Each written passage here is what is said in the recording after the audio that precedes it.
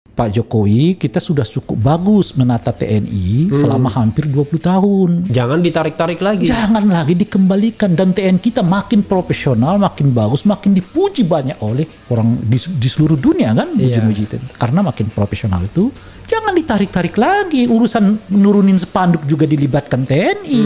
Itu maksud saya. Tentara kita yang profesional sekarang mulai menurun profesionalitasnya. Polisi kita yang memang belum profesional makin dilebarkan lagi partisipasinya. Itu keresahan saya ya. Gitu. Makanya kan melihat hal-hal yang nggak usah yang terlalu Anda sebutkan BIN misalnya, kita nggak tahu ya. Yang kasat mata saja itu sudah sangat mengkhawatirkan gitu.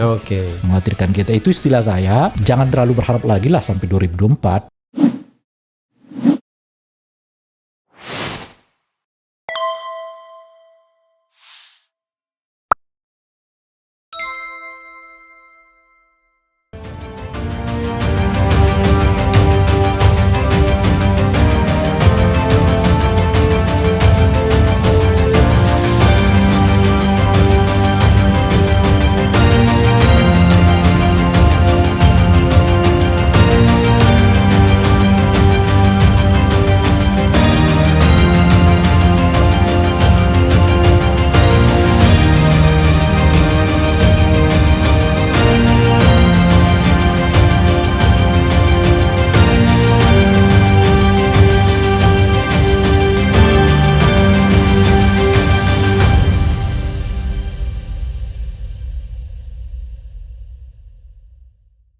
Bung Rai, lalu orang kan akan tanya, lalu apa yang Anda cari sebenarnya? Karena begini, dalam setiap rezim, ya kan, Anda tidak menunjukkan bahwa kalau lihat pilihan-pilihan Anda tadi kan pilihan-pilihan bahwa Anda ini mahasiswa kanan yang ke tengah atau kanan yang bahkan ke kiri bisa aja kan? Anda NU nggak? Kalau secara kultural ya, tapi secara kultural ya, artinya tapi organisasi saya kan enggak. Pesantren saya hampir 7 tahun saya pesantren. Jadi secara kultural ya, struktural nggak pernah. Ya lebih kan? Itu ya saya suka tapi tahlilan. no wonder sih kalau misalnya kalau Anda NU, Anda misalnya memilih Jokowi, Megawati kan itu mainstreamnya. Nggak ada. Bagi saya itu bukan itu ukuran saya. Ukuran saya itu ya visinya apa. Gitu ya. Nah, tapi saya kelihatannya Anda alergi sama tentara ya kelihatannya. Bukan alergi. Nggak yakin. Bukan nggak yakin. Yang saya mau katakan itu adalah kalau kita mau mendesain sebuah negara demokratik, semua bekerja sesuai dengan pakemnya. Dan kira-kira gitu. Nah, tentara itu ya pertahanan. Ya kan, polisi itu ya keamanan. Jangan bolak-balik gitu. Jadi yang nurunin baliho Satpol PP kan? Nah, itu di Satpol PP. Makanya ya itu elemen-elemen teknis terlalu kecil lah ya. Platformnya ini harus kita perbaiki betul. Itulah salah satu kritikan saya di era Pak Jokowi rezim kedua ini. Anda bilang elemen teknis, tapi itu menentukan karir politik. Karena di sininya itu yang saya sebut tadi, Pak Jokowi kita sudah cukup bagus menata TNI selama hampir 20 tahun. Jangan ditarik-tarik lagi. Jangan lagi dikembalikan. Dan TNI kita makin profesional, makin bagus, makin dipuji banyak oleh orang di seluruh dunia kan, muji-muji karena makin profesional itu. Jangan ditarik-tarik lagi. Urusan nurunin spanduk juga dilibatkan TNI. Itu maksud saya. Kecuali termasuk urusan vaksinasi juga. Vaksinasi ya, urusan tim reformasi. Jelas, kan Kasat kan, wakil dari Erick Thohir. Makanya tidak boleh, itu maksud saya gitu. Jadi apa namanya? Kecuali dalam kondisi yang darurat sekali, dan itu pun tidak ada alternatif. Dan itu pun atas dasar keputusan politik, gitu. Politik pemerintahan, bukan politik pemerintah tok. Gitu. Jangan misalnya tiba-tiba seorang Erick Thohir bisa nunjuk Kasat misalnya kan. Sama hal yang sama yang saya kecewakan kepada polisi kan. Nah, mengapa TNI ini dilibatkan? Ya karena polisinya kurang profesional. Itu selain jumlahnya nggak cukup, ya kan? Cuma sekitar 400 ribuan totalitas dari jumlah polisi kita. Tapi mereka juga kemana-mana gitu loh. Ada yang ngurusin KPK, ada yang ngurusin Bulog ya, ada yang ngurusin BIN, ada juga jadi di BUMN. Di BUMN. yang aktif loh, yang aktif. Itu maksud saya. Iya, Gitu. itu. Jadi tentara kita yang profesional sekarang mulai menurun profesionalitasnya. Polisi kita yang memang belum profesional makin dilebarkan lagi, ya kan ininya ya partisipasinya Anda kemana-mana. melihat nggak ada elemen ketiga yang sekarang justru perlu kita garis bawahi, misalnya BIN gitu. Yang Ya, ketika Anda bicara tadi masuk wilayah-wilayah politik gitu, kan elemen ketiganya salah satunya banyak orang mengatakan misalnya pemilu kemarin kan, salah satu kubu kan mempermasalahkan keterlibatan aparatur negara kan di dalam proses pemenangan, walaupun kemudian susah mencari saksinya, tapi kan yang disebut-sebut misalnya polisi, TNI, BIN. Kalau saya tuh lupa kalau TNI ya, tapi disebut-sebut seperti itu. Dan banyak orang meyakini bahwa di pemilu tidak netral lagi gitu. ya saya belum terlalu jauh. Belum ya. Saya cuman menyitir dari Namanya permohonan permohonan dari Sebab- salah satu kubu. Sebab namanya apa namanya itu ya, namanya BIN ya, kerjanya senyap ya, kita nggak tahu. Nggak tahu ya. Aku mau lihat yang fakta-faktanya aja. Kecuali tadi di press conference kan kalau mereka menyusup ke Taliban. Atau itu satu. Anda bisa bayangkan itu kan. Menyusup kok diiklankan. Dan baru kali ini BIN ada juru bicaranya langsungnya ya. Rupanya ada juru bicaranya. Iya, juga. itu dia. Oke. Nah, itu keresahan saya ya. Oke. Gitu. Makanya kan melihat apa namanya itu ya, hal-hal yang nggak usah yang terlalu Anda sebutkan BIN misalnya, kita nggak tahu ya. Yang kasat mata saja itu sudah sangat mengkhawatirkan gitu. Oke. Mengkhawatirkan kita. Itu istilah saya.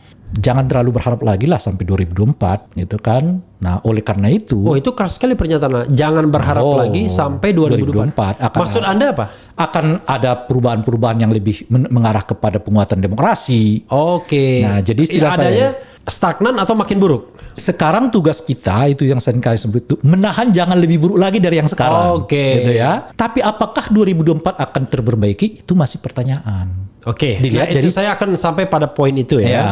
Jadi Anda sampai pada kesimpulan bahwa jangan harap ini akan ada kecerahan, enlighten ya pemimpinnya. Yang ada adalah seperti ada meteor jatuh, kita harus nahannya. Nahan. Gitu. Agar jangan sampai melesak ke jangan bumi. jangan terlalu jauh jatuhnya. Itulah salah satu mengapa saya sangat keras sekali menolak keinginan amandemen Undang-Undang Dasar 45 dengan poin PPHN. Itu Karena itu bisa pintu masuk. Pintu masuk kemana-mana. Oke. Gitu. Salah satunya karena itu menurut saya itu udah sangat prinsipil kan. Oke. Kalau kita pakai PPHN macam-macam itu udah elemen teknisnya itu udah harus banyak yang dirubah. Oke. Dan kecenderungan elemen teknis dari turunan konstitusi ini, wah itu akan mengubah banyak sekali sistem pemilu, ya kan, macam-macam dan Tiba-tiba seterusnya. nanti pemilihan presiden oleh MPR saja katanya. Itu yang saya sebut tadi elemen teknis kan. Iya. Jadi orang, mohon maaf, MPR hanya menyelesaikan makro. Ya. Betapa penting haluan berbangsa dan bernegara. Ya. Begitu di breakdown, Begitu diturunkan ke elemen yang sangat teknis, kacau balau nih. ya. Gitu loh kira-kira. Harus ngubah ini. Oke. Ujung-ujungnya masuk akal kalau presiden itu dipilih oleh MPR. Terlepas dari kelemahannya, Anda tetap mendukung pemilihan presiden langsung. Oh iya dong, itu kemewahan. Oke. Dan itu menurut saya amanah dari reformasi. Nah, salah satu kenapa saya tetap berada di luar ini, ya, nggak ingin masuk. Meskipun secara manusiawi mungkin kadang-kadang saya lihat teman ya. Iya. Tiba-tiba ada teman yang masih satu barisan dengan kita, sekarang pulang ke kampung di... Udah seperti selebriti. Wah, kalau orang Mandailing digordangin kata orang. Digoreng itu digendang-gendang gitu. Ya, pakai gondang adat lah. Oke. Ya, kan kalau cuma gendang-gendang ini di pakaian baju adat macam-macam itu kan Dikasih gelar adat tambahan. Waduh. Gitu. Itu Karena kan dianggap anak apa sukses lah sukses ya kan? Oke. Sukses ya Iya. kan. Oke. Nah kan kalau kita lihat orang-orang kayak begitu secara manusiawi kadang-kadang waduh kawan-kawannya hebat ya.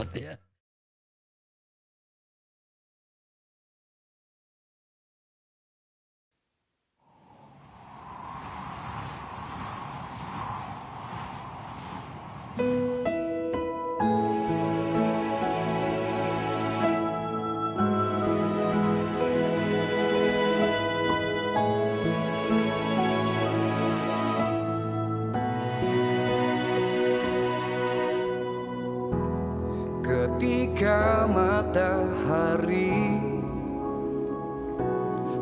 cahayanya di atas kepala, panas melelehkan. Padang yang luas, tak ada naungan, tapi Engkau pemimpin adil. Tuhan memberi kabar gembira. Setiap manusia adalah khalifah di muka bumi ini, tapi Engkau khalifah dari khalifah. Kau dinaungi, Kau diselamatkan. Oh, dari hari pembalasan Engkau bisa bawa mata air kebaikan bagi manusia.